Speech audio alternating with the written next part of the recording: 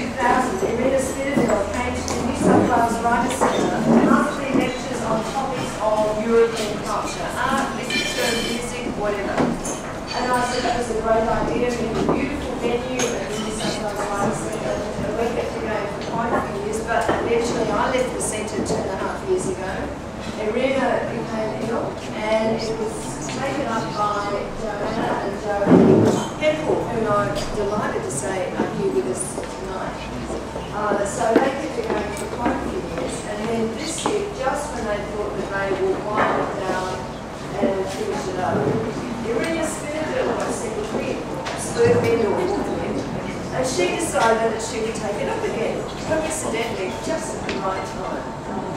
So Irina found this wonderful venue, the Daily Bread.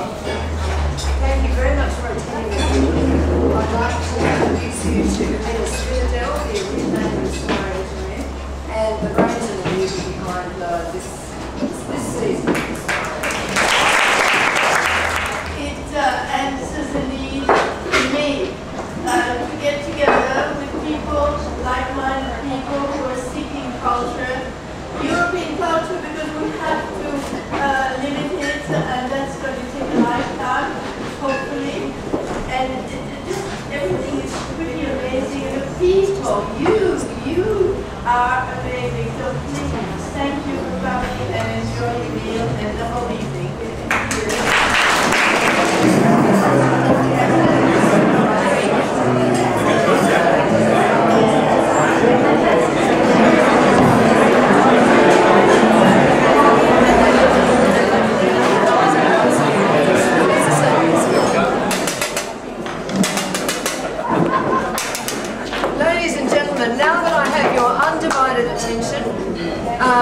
I hope you enjoyed our meal. I think our hosts have been incredibly generous. The food was beautiful, and I wish I could make a soup like that.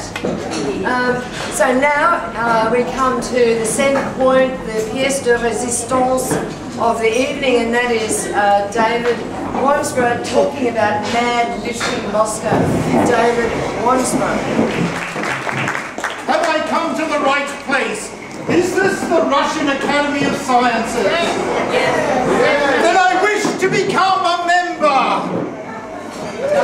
Everybody wishes to belong to something. I have only two friends. Mr. Flavin Vodka and Miss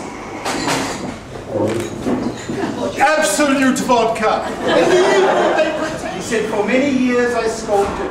She is in the Novi Tretyakov Gallery. She is in the forecourt of such and such. She is in the House of Literature. She is in marble. Every year I did another sculpture. Terracotta, travertine, alabaster on my apartment door. And she said, Master, your wife is very old, but she is beautiful. But I am young and 24. Let us live together. We love each other. Ladies and gentlemen of the Banya, what should I do? And Petrovsky said, if you admit when you saw her when she was 9 years old, you had thought to yourself, what will she be like when she is 24? Then you are just neurotic. But if you deny this to yourself, you are a criminal psychotic. I said, yes, I've got to meet somebody in 2 hours' time. In 2 hours on the other side of Moscow, Petrovsky met me at the metro and he said, there is somebody you must meet. I have arranged for you to meet nitrogen into them to get everything pumped up to increase the water in it for the weight. And of course it's going to rot. You know, it's an illusion. And I started just logically to point out the errors in thought. And a man with medals down both sides of him, you know, the leaden medal and stuff, said, get him off.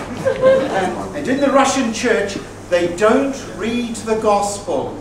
It is sung in primal Slavonic to make each tone absolutely beautiful. And it takes place behind the desis in Greek, or the iconostasis in Greek. Because it is worshipping God. They take the Matthew, the Matfei Gospel, where the priest kings come, the Magi. In the West, priests are pastors, They are the shepherds of the people. In Russia, they praise God for the miracle of birth and death and endurance. Translated. Well, Irina, also out by the House of Literature together, books, is more proud of his Playboy interview. There are many psychologists who publish books, but few get in Playboy. And look at the wonderful, expressive face of a child genius.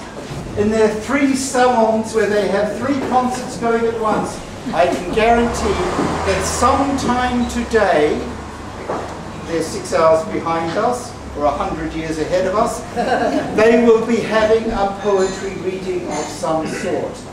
That in the Tsvetaeva Museum, school children will be looking at portraits of Napoleon and will be reciting Tsvetaeva's verse about the hope of modernization. I guarantee that in the Mayakovsky Museum, some 25-year-old has got his girlfriend there and impressing her by reciting the giraffe. In modern Moscow, they are mad. They love literature. Bravo! Bravo!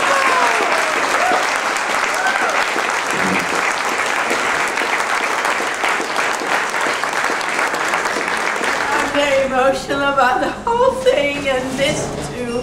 Very much so. We should all charter a plane and go there. Who would be interested?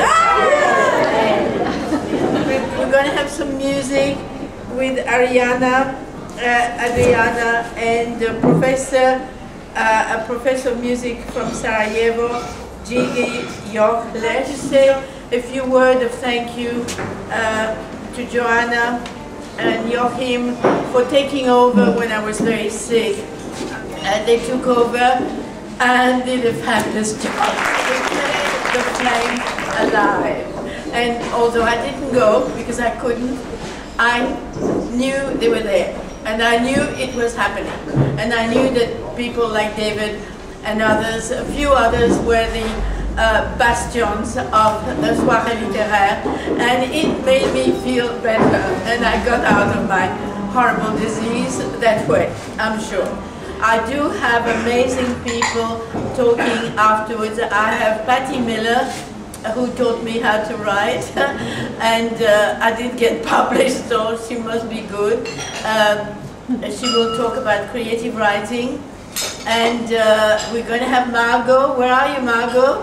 Margot will talk about romantic music. She's professor of music at the school, and my dearest friend.